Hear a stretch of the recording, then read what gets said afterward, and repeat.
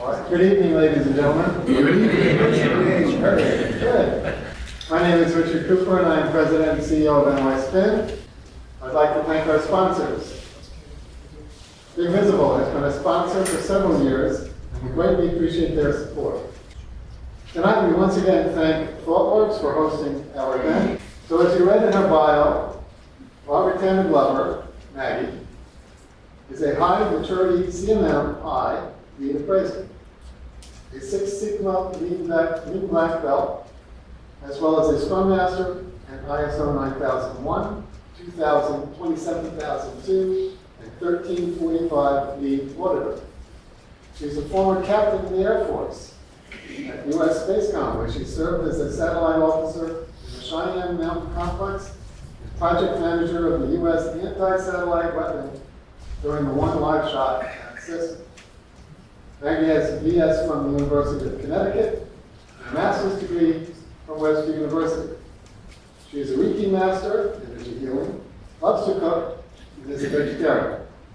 You can read the rest of her bio if you haven't already in the meeting announcement. So ladies and gentlemen, without further ado, here is Maggie.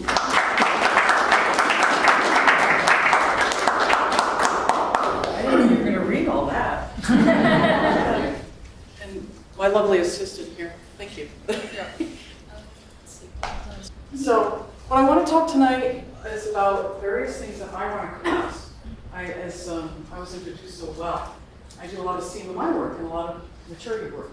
But this particular speech and or interactive presentation has nothing to do necessarily with software and or hardware. It doesn't matter if you're making cupcakes down the street at the cupcake factory, or if you're building jet aircraft and work at Lockheed.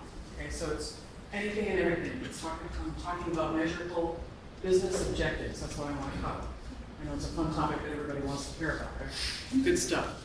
So, what the whole idea is that a lot of people come to me and they say, "What am I supposed to measure? I got to measure something, right?"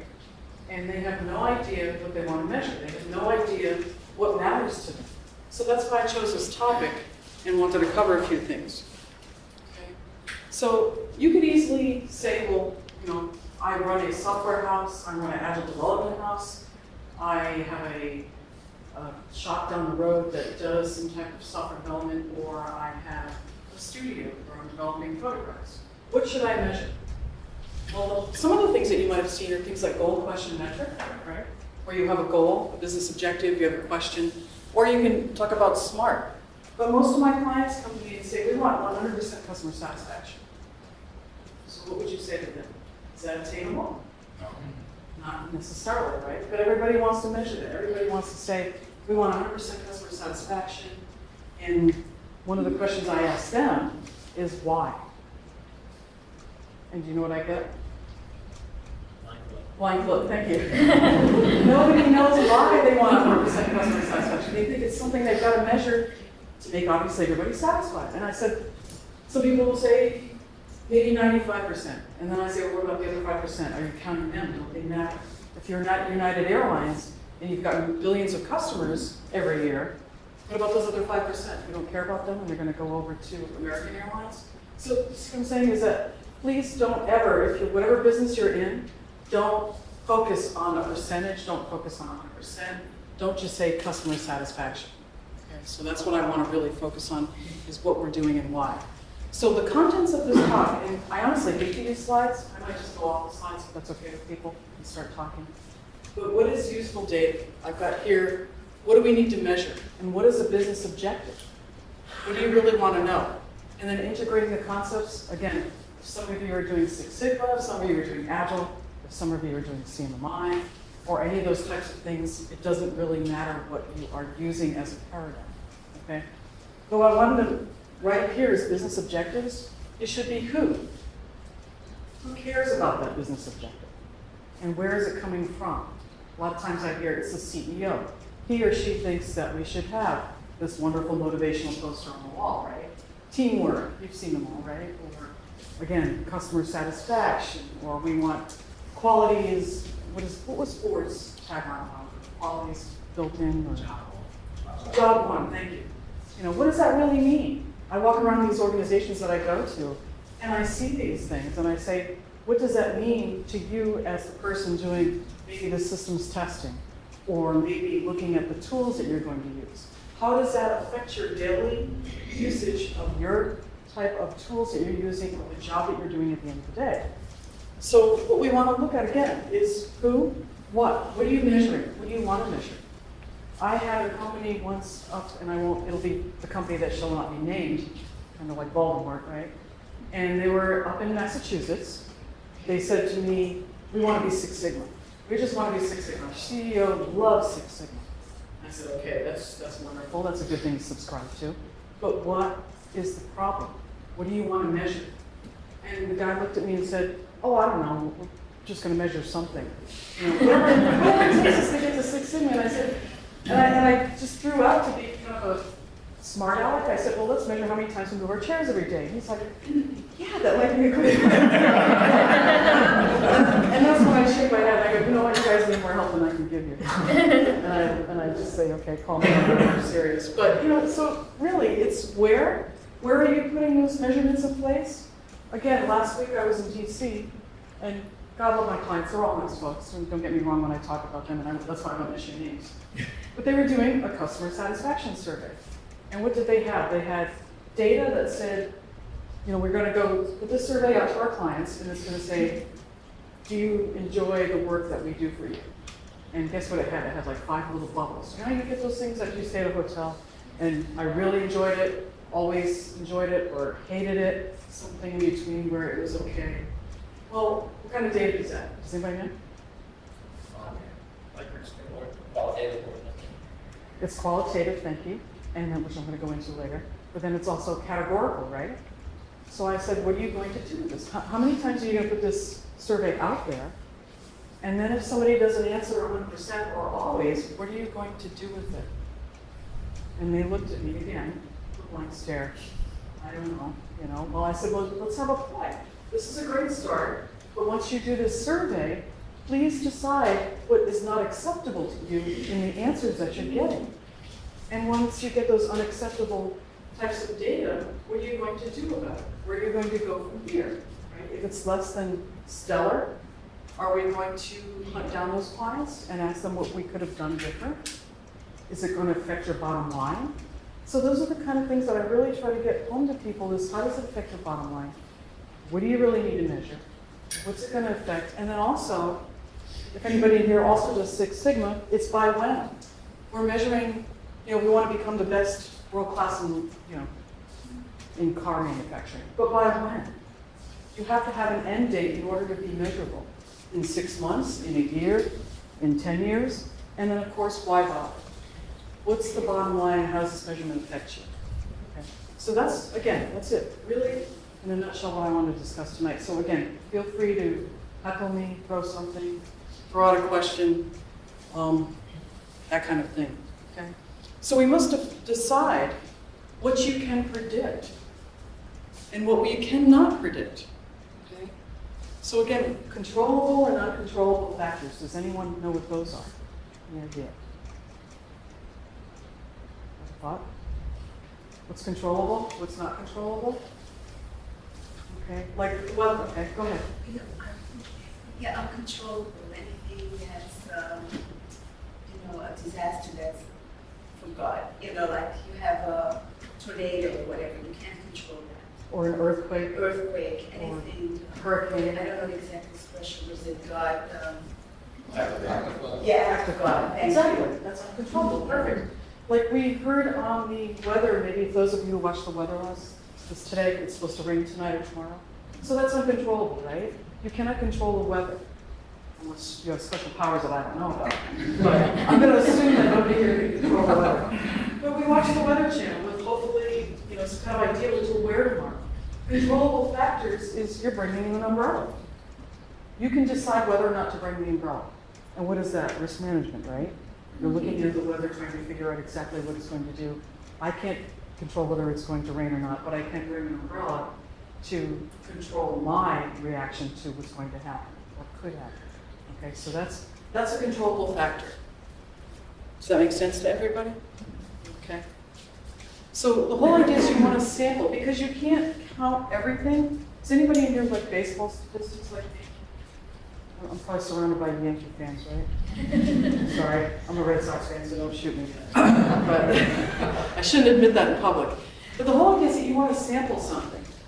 Again, don't go out and count everything that moves. You want to get a sample of your population in order to figure out what is legitimate. Okay? So maybe you're sampled here, correct? And they've asked you to possibly give your feedback later on. If 5 of you out of 40 answer, that would be a sample of this population. The population of the folks that attended this meeting, a sample could be a certain percentage. So that's what we consider a sample. And hopefully when you have a sample, it actually determines what you're doing, right? But the problem that I have down here, what happens as humans? We have biases, right? Do you ever see statistics on, say, political races, right? Plus or minus a certain percent. So-and-so's ahead in this race, plus or minus a certain percent. And you know how everybody ever heard of the Hawthorne effect? When somebody knows they're being measured, that can actually influence the outcome of a statistical test or a opinion or a questionnaire. So those are the things as a human. As long as we're human, there's going to be chaos. You said chaos earlier, right? You talked about chaos. Yeah. So the whole idea is that if you're a human, there's a whole level of things you can't control and you can't measure that are going to influence what has to be true. Okay. So we want to learn how to predict. And I know we're in New York City, but does anybody here not have a car or never driven a car? Most of us probably have. Yeah. See, so you're a good example of somebody who doesn't, obviously. But you don't drive from the rearview mirror. Is that correct? For those of you who take cabs, you're hoping your taxi driver doesn't drive using the rearview mirror. So what you want to do is you want to stop. You want to go from forecasting to predicting. So you don't want to look at what's behind you to figure out what could happen in the future. You want to try and predict what could happen with those controllable factors. And known variables. Another thing I want to talk about a little bit is what are knowns and unknowns. What can you control? Let's say you are doing a project plan. For instance, my daughter back there, who's sitting very nicely, my assistant, she is planning on going to a what is it again, anime festival? Yeah. So you guys have one of Jarvis here in the, what is it, Comic-Con, Kate? Yeah. Yeah. Anybody here go to that? No. Anybody in okay. Some of you might like Batman. What is Superman? The comic convention at the Jarvis? Okay, anyway, so she's getting ready to become Leonardo da Vinci in about 2 weeks. So she's doing a project plan to get all the things she needs to be Leonardo. So she's buying fabric, am I correct? She's researching costumes. She knows her factors. She has tried to find pictures of Leonardo and tried to figure out what's controllable to her as far as she's looking at her resources. She's looking at the amount of money she has to spend, her time, to figure out exactly what she can control and what she can't control and what's a known value. I mean, she's even gone so far as to put a goatee on her face to see if she can look like Leonardo. But the whole idea here is, again, when you're doing a project plan, you have the factors that you can control, that you can influence. And that's, again, when you ever have to sit down with management, your CEO, figure out what you can actually influence and what you can't, what are known and what are unknown. So those are the 4 things you really have to figure out. So activities, organizations use resulting information, and we've always seen this, right? Sometimes managers see what they want to see and what's not really there. Does that ever happen to anybody? You're smiling. Okay, good. But that happens a lot. So what you have to do in your organization is almost tell the truth and gather data on your own work. Understand and use the data. And as you remember, if you don't use your data, if you don't know where you are, if you can't get some kind of quantitative data on what you're doing on a daily, monthly, weekly basis, if you don't know where you are, as we all know, a map won't help. And we have to remember that there's the A in measurement analysis, and that means it has to be analyzed. Don't just collect data and then like my clients say to me, I'm not sure what we're going to do with it. We're just collecting it because it sounded like something we had to do to either satisfy CMMI or Six Sigma, or we had to count how many lines of code we did at the end of the day, or how many projects we were planning and how much work was done at the end of, say, a Scrum session.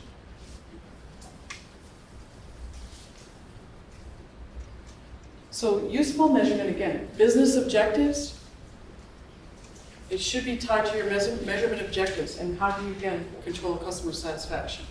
So it all should be tied to customers' wants and needs. Anybody have any objections? Give us an example. Give you an example. Okay. Well, for my customer that I was with last week, who wanted customer satisfaction, when I asked again why, they didn't know. But come to find out, they wanted something to measure for measurement analysis because they were going to see in my maturity level 3. Now, was it the correct measure? Maybe. It was a good place to start. But so the whole idea, again, is to find out what your, if you are customer-centric, what your customers want. Who here has stayed at a hotel in the past few months? Okay. How do you know that they know what you want? Has anybody been ever asked what you want? They usually get a survey. Usually have surveys, but when are those surveys? What's that? When are the surveys? They leave them there. Or after the fact? If they have your email, it's after the process. It's kind of like managing through the rearview mirror. Now, what if you had an in-process complaint while you're in a hotel? Has anybody ever complained about the heating or the food? Yes, sure. And do you ever see? I do this all the time since I travel a lot. I actually count how many in-process defects I have in the hotel. Kind of sad. Entertainment for me, at least. But every time I stay somewhere, usually on a daily basis, I have about 4 or 5 defects. Doesn't matter in a hotel. Either somebody didn't greet me right, or the room isn't what I asked for, or the person didn't clean it right before me, or while I'm staying there for 2 weeks and you're shaking your head. So I wonder sometimes, who is doing the in-process defects? What are we looking at? And so you've got to really understand your customers. I mean, who here really thinks that they know their customer well enough? We all have customers, right? Whether it's our boss or the business we work at, their customers. Do we all feel like we really quantitatively know what they want? Anyone? So yes, we do. Quantitative. Okay, there's qualitative objectives, which are good, very good, 90%. I really enjoyed that. And quantitative means it's a continuous measurement, like temperature, like days, number of days, anything that can be measured from 0 on a equal increment for the x-axis if you're doing a chart. So that's continuous data, and that's what we would consider, if it's measurable, it's quantitative. And that's what you really want to get to. That's what's really going to tell you, because once you have quantitative data, and anybody's eyes are glazing now, that's what you really can measure. And I know this looks like a silly book, but honestly, this is a great book. It's called The Manga Guide to Statistics. And it's really actually quite cute. There's some cartoons in here, but there's some, they tell you how to use Excel. And I suggest it really is a good place to start. It talks about quantitative data, qualitative data, how to do mean, how to do different statistical analysis. And you can even have your kids maybe look at it later. So if you give an example, a lot of us are, Sure. we provide software services either internally or to customers. The clients want the working mechanism where they get the software done by a certain amount of time within budget, but the software itself is an amorphous kind of thing, so it's difficult to quantify. Are you counting lines of code or function points? No. Well, in terms of customer satisfaction, basically. Okay. So you just have the delivery date at the end, right? Pretty much. We have I to do deliver- sales, so ultimately the customer wants what they asked for, but what they asked for is usually sort of vague in the beginning, certainly. Okay, so here I know some of you said your PMI. Just repeat the question. So the question is, how do you measure customer satisfaction software delivery environment? I mean, other than with data, with quantitative data, you can certainly have a scale. Would you refer us, or would you? Right. I guess up front, in your question for how do you answer customer requirements, if you have the requirements well defined, and that's qualitative, I know, I'm sorry. But if you have customer requirements defined up front, and everybody has sat down and maybe weighed those requirements, give them a little bit more of a quantitative feel, so that you can say, we really need this requirement in this release, or we're willing to wait for another release to have that requirement over there. You know, like Microsoft does enhancements to do patching. So you're probably happy when you buy Windows 8, maybe, but you've got a couple of security patches and you're getting them later. So customer satisfaction, unfortunately, is usually measured by people buying your product or how much they're willing to pay for your product. So unfortunately, there's no good answer unless I would know your business. So, sorry. Custom software. Yeah, custom software. But the whole idea, yes, sir. That's partly answered by actual methodology in its approach, where the product owner role stands in for the business, and you have a product backlog, which is in business priority order, and therefore address that. And I have a lot of clients who measure defects. And again, they're like, well, we have 100 defects, so we know we're ready to release our product. And I ask them, okay, let's say you're going to get your car worked on. Again, car, sorry, I know you. But you're going to get your car worked on. Let's say you go to Firestone, you've got your DeLorean from Back to the Future, and it's driving around, okay? And Jim's working on your car, and he's like, oh, Maggie, it's gonna be 5 defects, right? And he's on the board writing about the flux capacitor and everything. And I say, okay, what does that really mean, Jim? What are 5 defects on my DeLorean? How long is it gonna, what do I really want to know? How long is it gonna take, right? Is it the carburetor that blew up? Or do I need a new alternator? How much money is it gonna cost me, right? That's what you wanna know. When's it gonna be done? How much money is it gonna cost?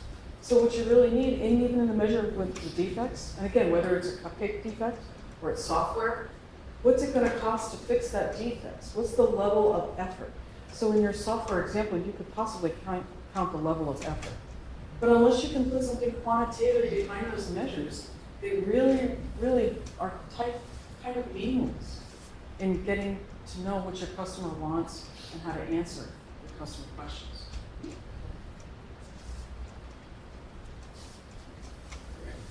Like I wanted, and I'm giving away this book because I love it. And I got mine and I've almost loved it to death. But I wanted to read an example of it if you guys don't mind.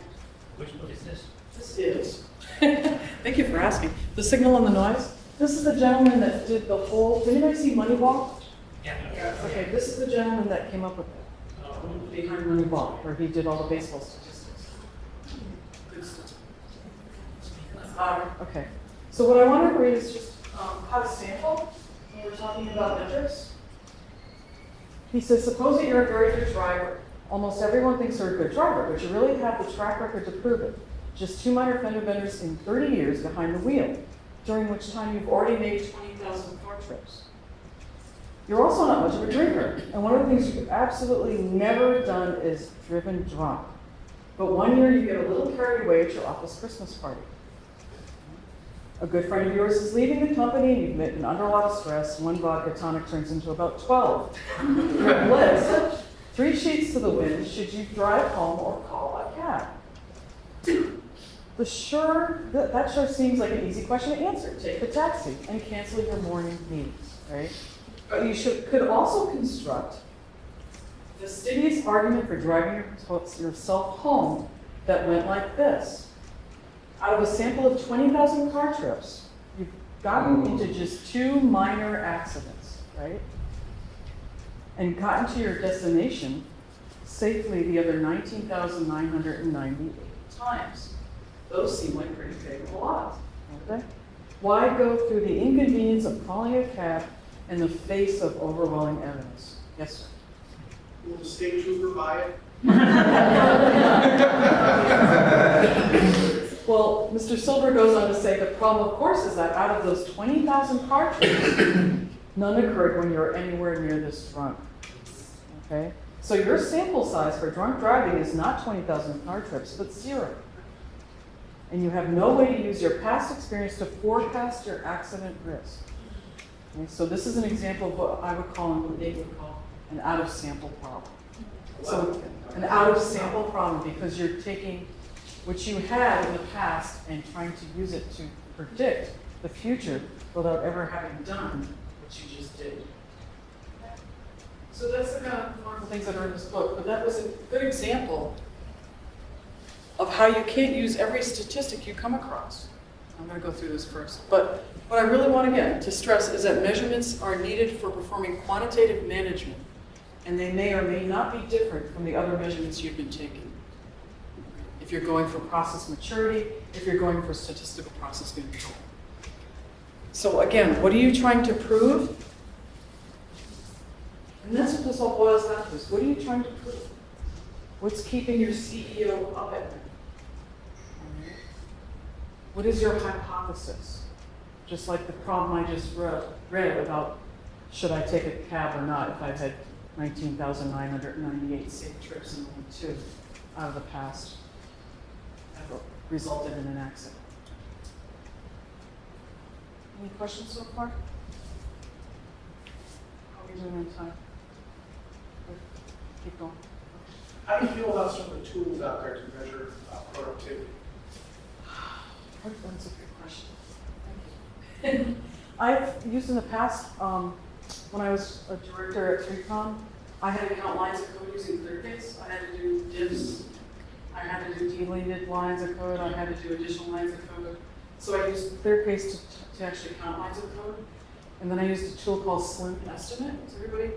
Oh, great tool. Okay. Fabulous tool. Quantitative management. You've had Michael speak here recognized. Was that? Michael has spoken to us recognized. Oh, that's it. Okay, good.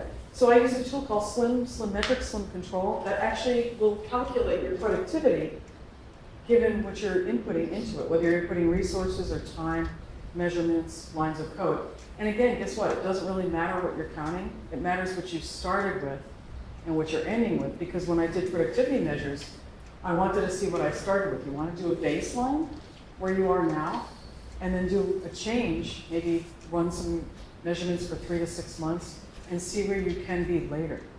So you're looking at the difference in what you've improved at, if you're looking for improvement, if you've changed your baseline, and if you want to go further in your productivity. So that was the tool that we used, and it worked out well. When I was there, we implemented coding standards and code reviews, and we baselined our productivity. And that was our 0 point, that was our baseline. And after implementing these coding standards and also the code reviews, we proved that we increased our productivity 220%. Yes? Could you tell us a little bit more about something you just mentioned about changing your baseline? Change my baseline. Oh no, I shouldn't have said that. Baselining.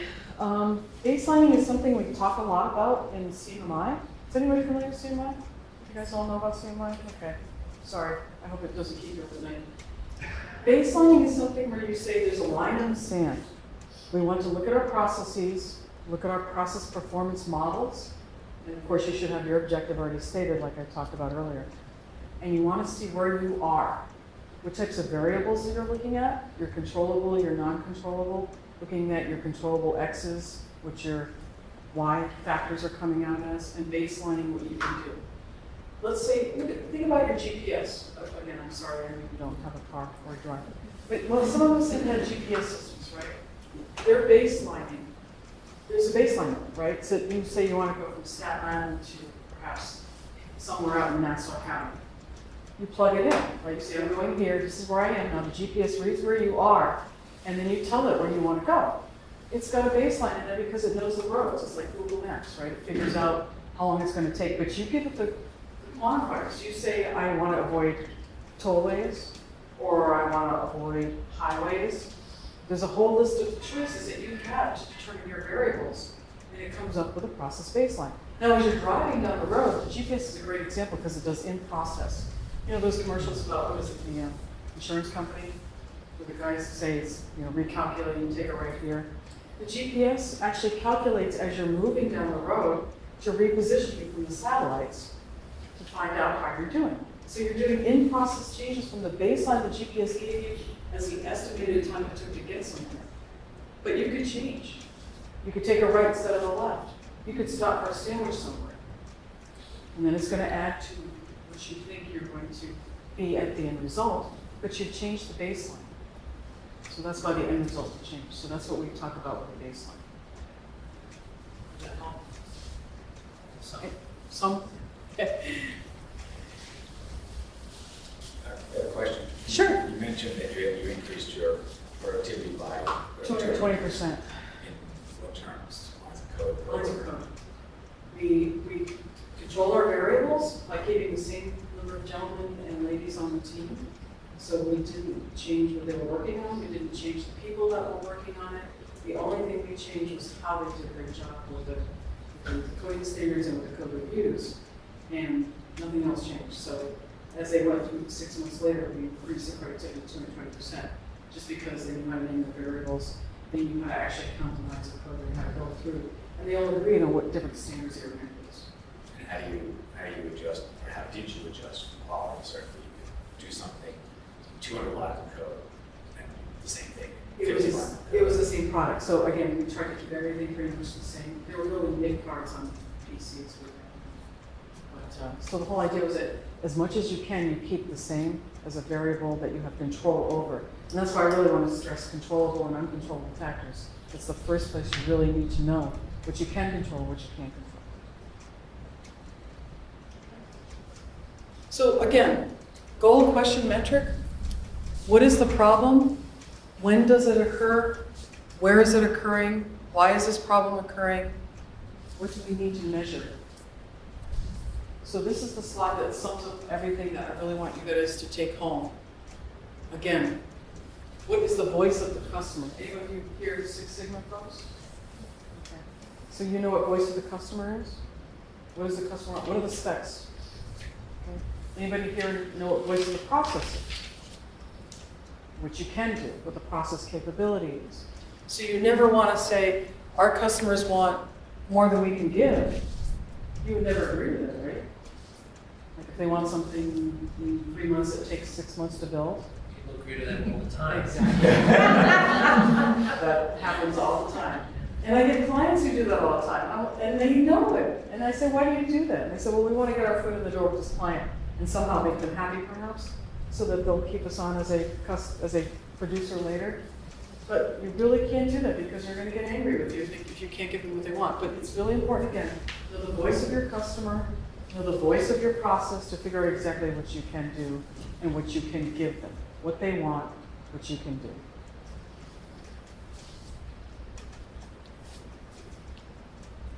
But if you're building a new business or a startup, you know, historical metrics. That's true. Make that, Historical data. but what you know, You have figure to, that. I would say use the white band Delphi. I'm not saying how, what's your advice about? My advice, we've done in the past where it's something that we've never built before, and we just get the engineers together in a room, use the white band Delphi technique. Does everybody know what that is? If you don't, no, just kidding. It's basically where everybody who's involved in building something puts their number in a hat. I think it's going to take us, say, 5 hours to drive to, Point Judith, or whatever, wherever you're going. Who's going to Hartford? That's right. So, you and whoever's in your car with you, we all say, we think it's going to take 5 hours. The other person says, we think it's going to take 4 hours, 3 hours. You put it on the hat, you average it up, look at the mean, and that's what you go for as your estimate. And then that's your baseline. If you've never done it before, it's basically a good way to do guesstimation. Okay? So again, what I really want to know is what is keeping your management up at night. Try to get quantitative measurements and look at controllable factors. Any questions? Any more? Anything else?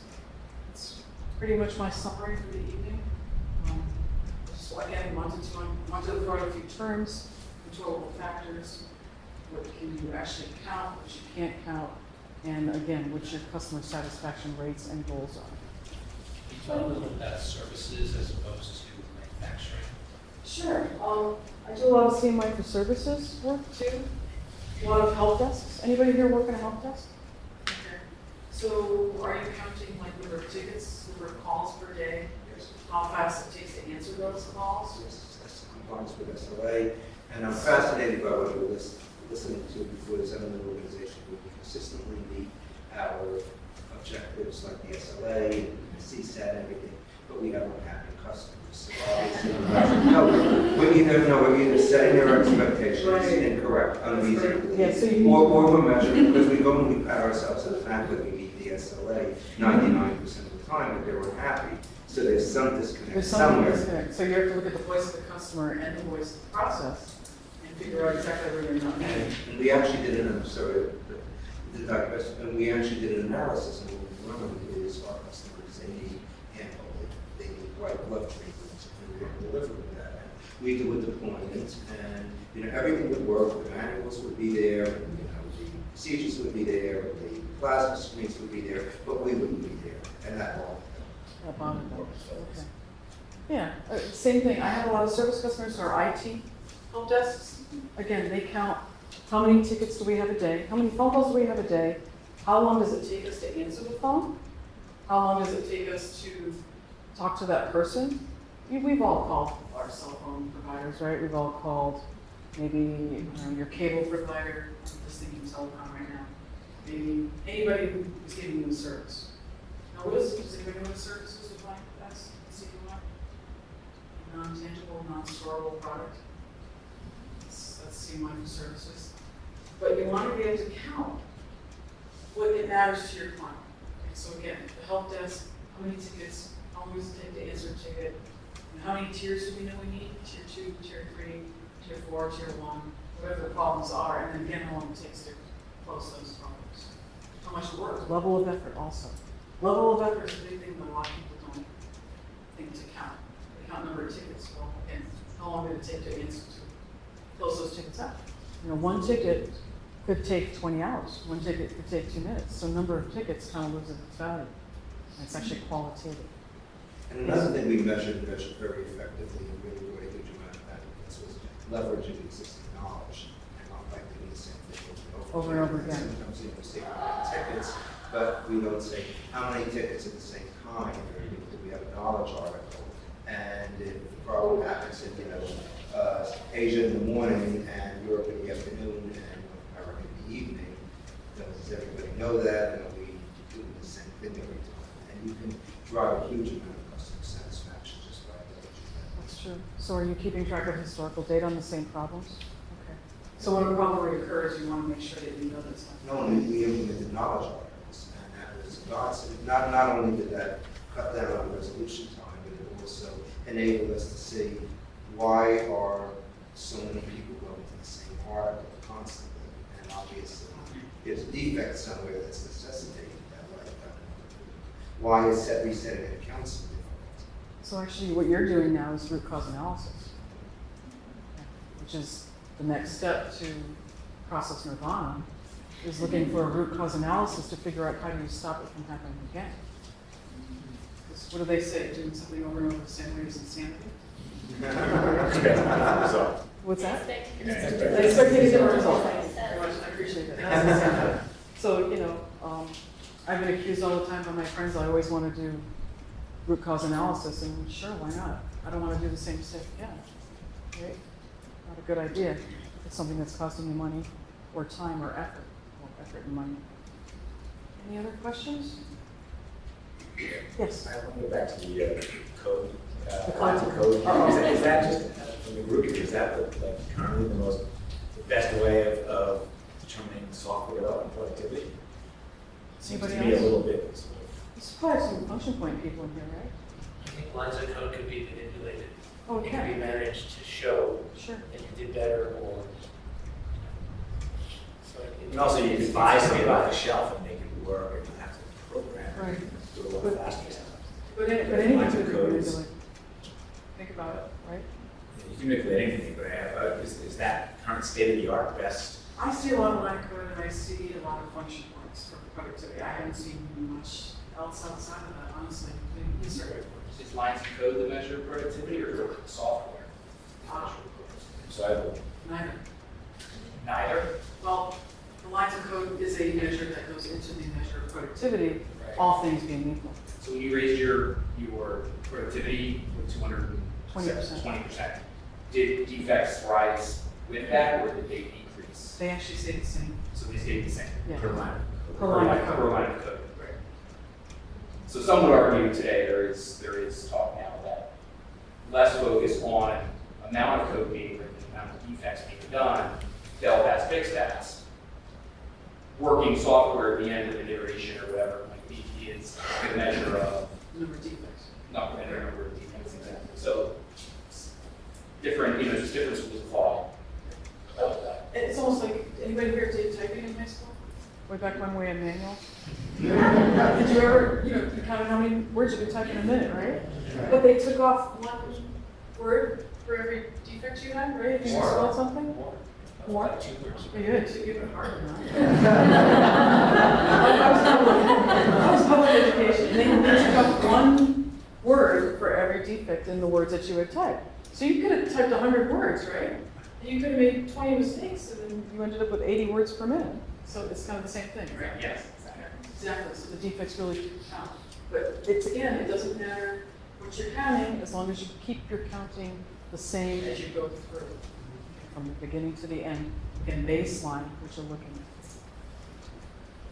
So have I bored you all to tears yet? No? All right. Okay. Any other questions? I think we're getting close to 7. Complaints? I take those too.